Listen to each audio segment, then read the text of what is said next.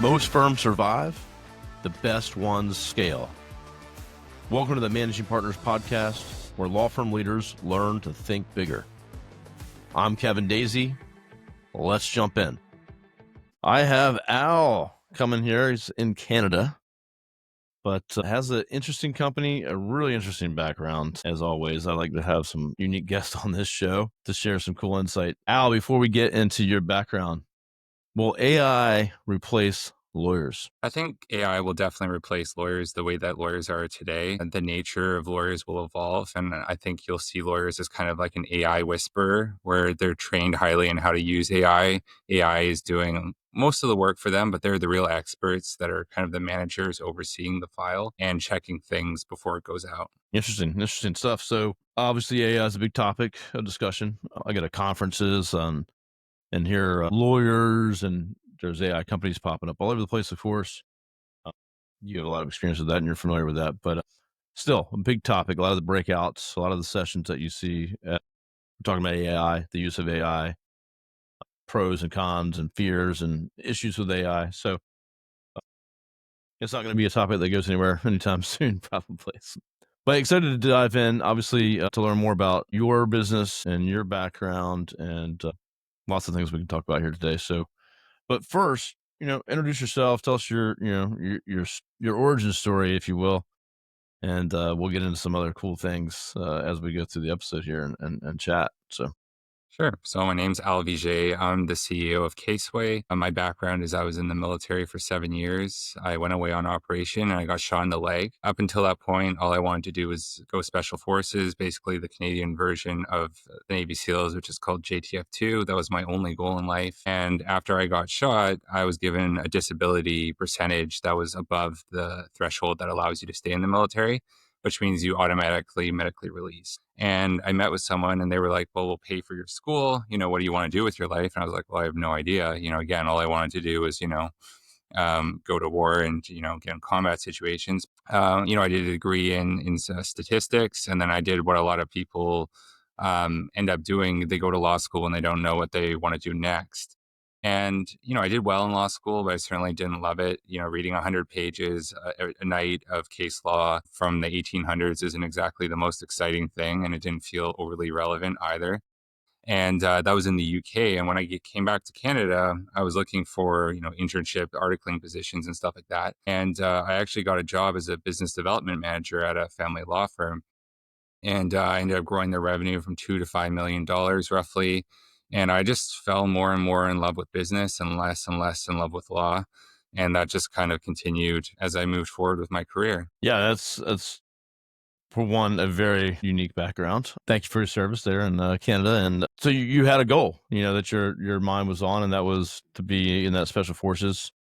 Obviously, you had a major change that derailed that. But, given that background, the military, sounds like you have the discipline and a lot of things you probably learned through that process, and applying that to business as well. So, Al can really bring a lot to the discussion here, with raising capital, equity splits, has experience that I think it just makes him unique, and in the space. And so, I want to fast forward. So, practicing law to doing digital marketing to loving the business side. I know a lot of lawyers that love the business side and make that decision and become business owners. And I always talk about that is, do you want to be a lawyer? Do you want to run a business? And some just choose to be in the middle and do both. But the ones that really just outperform the others typically choose to be the business owner. And that's pretty unique. So, but I want to talk more about, Caseway itself too, and what that is and how that helps law firms, and kind of what the future looks like there, and pick up some lessons along the way. Yeah, you asked me about equity splits. So something that was really interesting, since a lot of your listeners are, business-minded lawyers, was that we actually set up a structure to raise capital for a law firm. And we were one of the few ones to do that in Canada. And I actually raised $1.5 million for this law firm. And we did that through a management structure that owned essentially the law corp. And we set up this compliant thing with, the law societies, bar associations. And that was again, another step towards, raising capital and and that sort of thing. But the real problem with being a business owner in law is that you always have the regulators over your head. And a lot of the business owners are just so terrified to do anything innovative. They want to take that step, but they're so afraid of getting their hands slapped. And that was another reason where, I wanted to be in the legal space, but I thought the only way to change law was to be outside of law looking in, because otherwise they're always dangling your license over your head and saying like, hey, don't step out of line or I'll smack you. And that's just the worst. So after I left the law firm, I went down to CleoCon in San Diego and I told a bunch of the Clio people, I want to get out of the legal space or practicing law. And I want to do something in legal tech because I just noticed that so many of the legal tech people were so happy and so many people at the family law firm that I worked at were so depressed. And I was like, well, how do I be more like you guys? And I started learning about tech. I started learning, I mean, this is before AI. This is like 3 years before, AI became popular at least. And my first answer was to build the Avo, which is obviously very popular in the States, but to build it in the UK and Canada. And we grew it to 200,000 monthly uniques. We grew it to, I think, over 20,000 lawyer reviews. But the problem there was that it's hard to sell to lawyers when they have a negative review on your website because they always try and barter with you or they get angry with you and they see you as kind of like an adversarial, party or something like that. And it sucks, right? Because it's like, well, you also have 5 positive reviews and you have 1 negative review. So overall, that's pretty good. They're like, no, like all my negative reviews are false. They're all from fake people. It's like, it's really hard. So we left that up. That entity is called Clearway, and that's kind of like my give back to the community sort of thing. But it's hard to raise capital for a two-sided marketplace as well because you have to raise $10 to $20 million. And Yeah. I looked at a Y Combinator chart, and it was like the number of unicorns that exist, and almost all of them are SaaS companies. And I was like, well, that's unfortunate for us because we're a marketplace, so we might have to go in that direction. And then ChatGPT came out, popular in January 2023. And then all the investor interest went towards SaaS, B2B, Uh-huh. AI. You had to do these things. And I was like, okay, it's time for, another pivot. And that was what ultimately became Caseway in the future.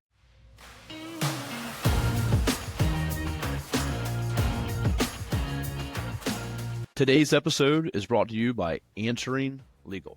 Now I just switched my company, Array Digital, over to Answering Legal, and it's made my life a whole lot easier. If I can't get to the phone, their 24/7 virtual receptionists take the call and take them through a full intake process, so we never miss new business again. Now, Answering Legal has been at this for more than a decade, and they specialize in answering phone calls for law firms like yours. They even have a brand new, easy-to-use app, and they integrate with all the top legal softwares and platforms. So, for my listeners today, we actually have a special deal of a 400-minute free trial offer of Answering Legal services that you can try out by going to answeringlegal.com/array.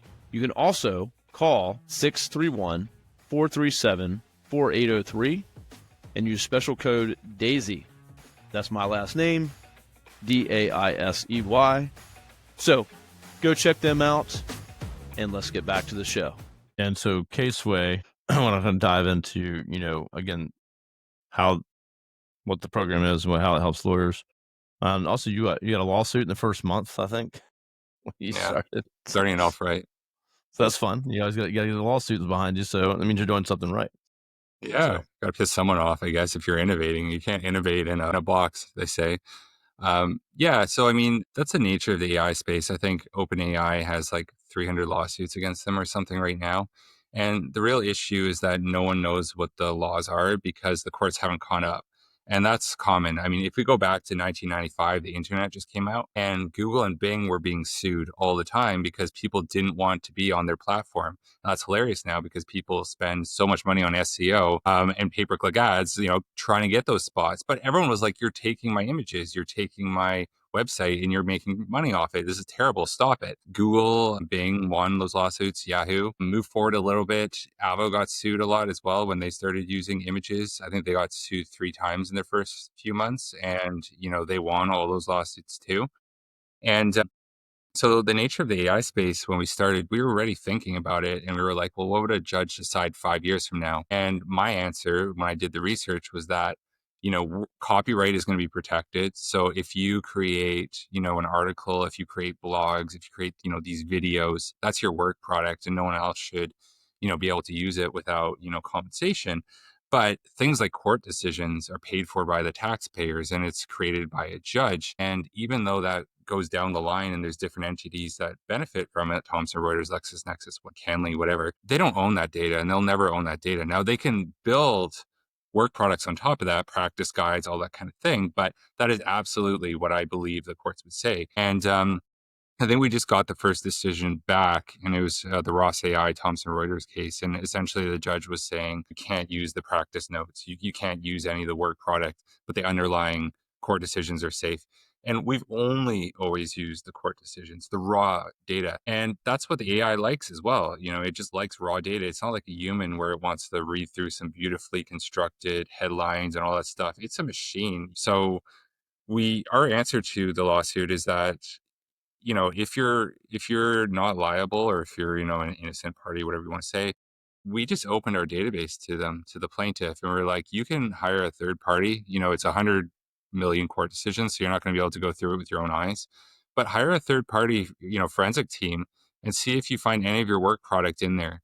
And they went through it and they didn't find anything. So I was pretty proud with how we dealt with the lawsuit. And I also blew it up in the media. So I think we got 30 media articles when it came out. I sent it to every journalist and I put out a bunch of controversial quotes, just basically talking shit about the plaintiff. And, that goes against the traditional legal advice you get where it's like, don't say anything, say this is before the courts, or not making a comment. But I was like, screw that. Like we didn't do anything wrong. I'm not going to say no comment. I'm going to say these guys are idiots. Like that's how I feel. That's my position. People don't have to agree with it, but that's what I'm saying. Being different. I like it. So, Kate, so if I'm a lawyer right now listening, I own a law firm. How's Caseway help me? What does the actual product do for you?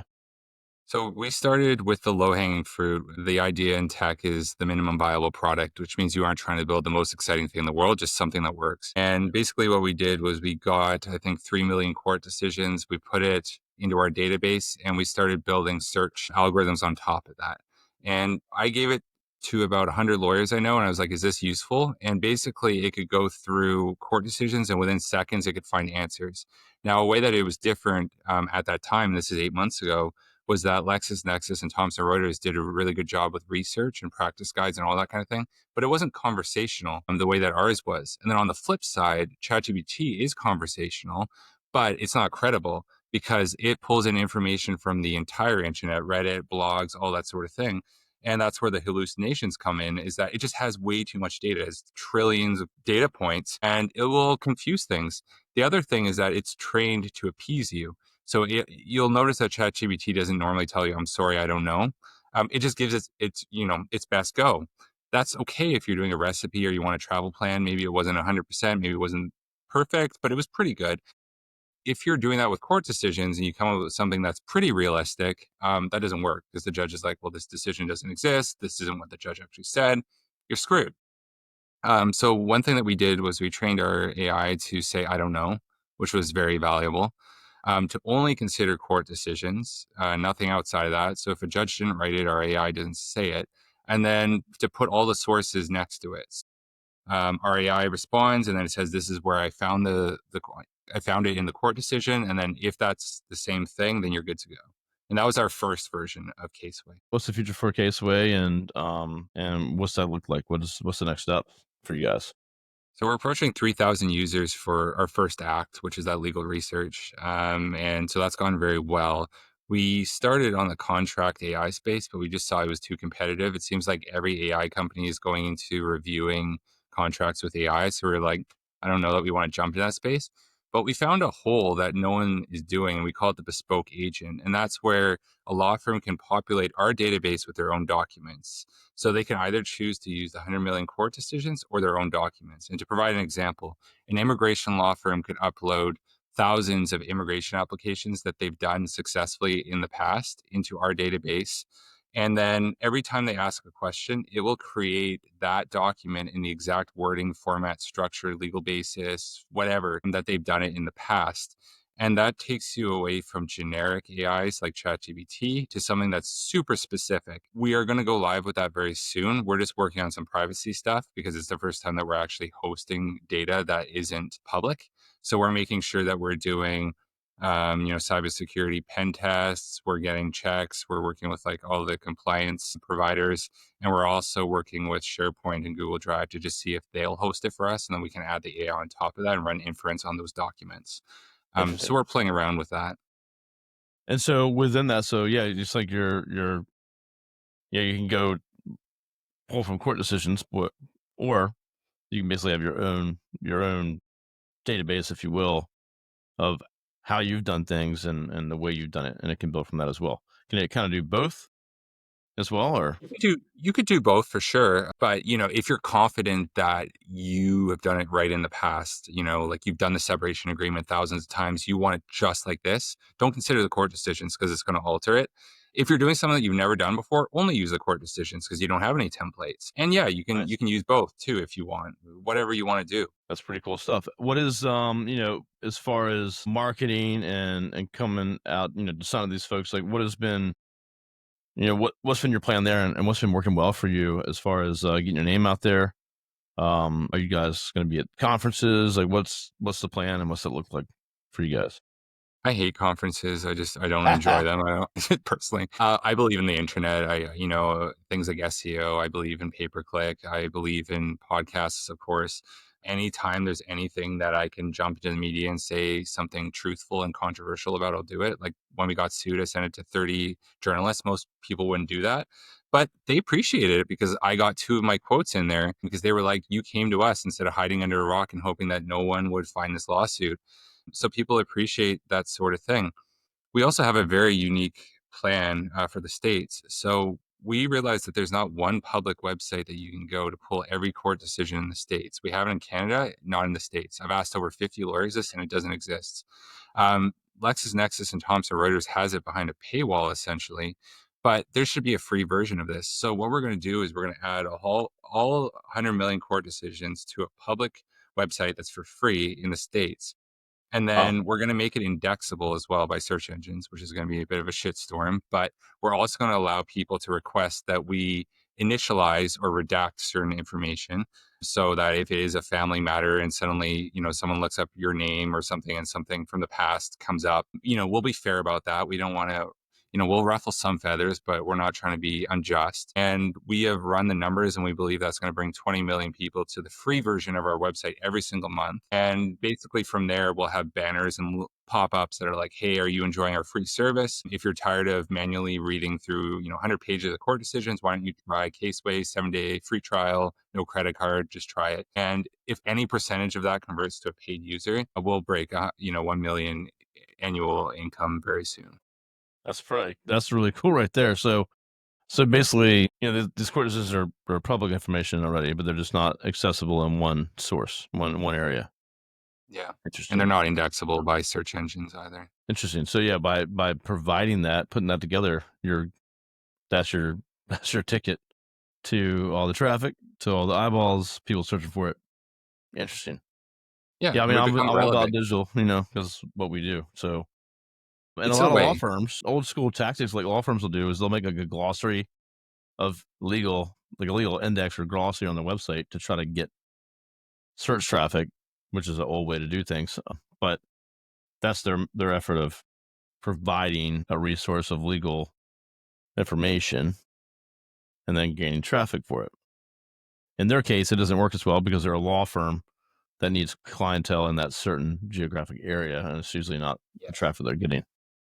Yeah. Yeah. Well, you can't do big scale things like this again because, like, we're looking for customers across the state. So I don't care if you're in Alaska. I don't care if you're in California. I don't care if it's a family law matter, immigration. If there's a court decision about it, which there will be, Caseway is the place to end up. So I'm really looking forward to that. I'm sure there's probably going to be some lawsuits from some companies I've never heard of before, or entities, or like, I don't know. I can guarantee you it's going to happen.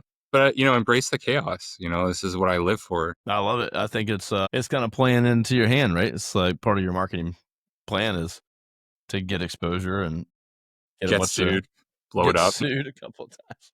So that's the marketing message here. If you want to really market, get yourself sued.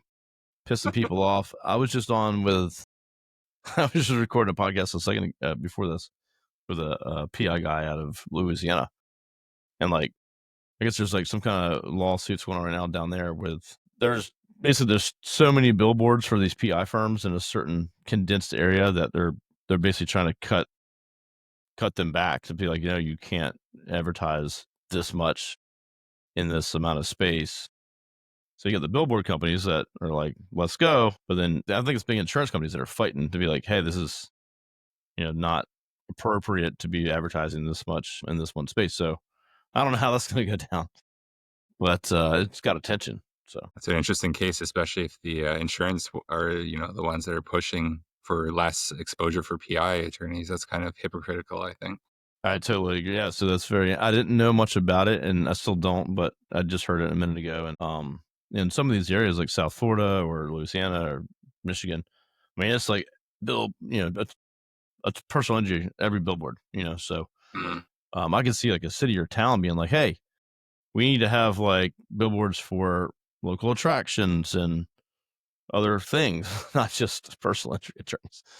But I guess, it's capitalism. So got Come to to our vote more. city. It's the best for lawsuits. Get hit by a car Exactly. here. Yeah. You get hit by a car anywhere, we're going to help you out. Yeah. This is the place to do it. It's just that it's interesting though. I mean, I would see it more being like a, like a city ordinance or like a, just Yeah. like if you were to build a building, it has to look a certain way in certain areas of its city. They control that. Um, Yeah. so I don't know. Be interesting to see what happens with some of this stuff. But I think it's an awesome plan you have. I'm interested to see where it goes. So Yeah, I'm sure you'll read about it in the news, and we'll stay in contact and all that. Just stay up to date with the lawsuits, and you'll stay up to date with me. I'll be like, that guy getting handcuffed there. I knew that guy. That's good. Hopefully not that. I don't cross the criminal line, so I met him I'll go right once. up to that line, but not across it.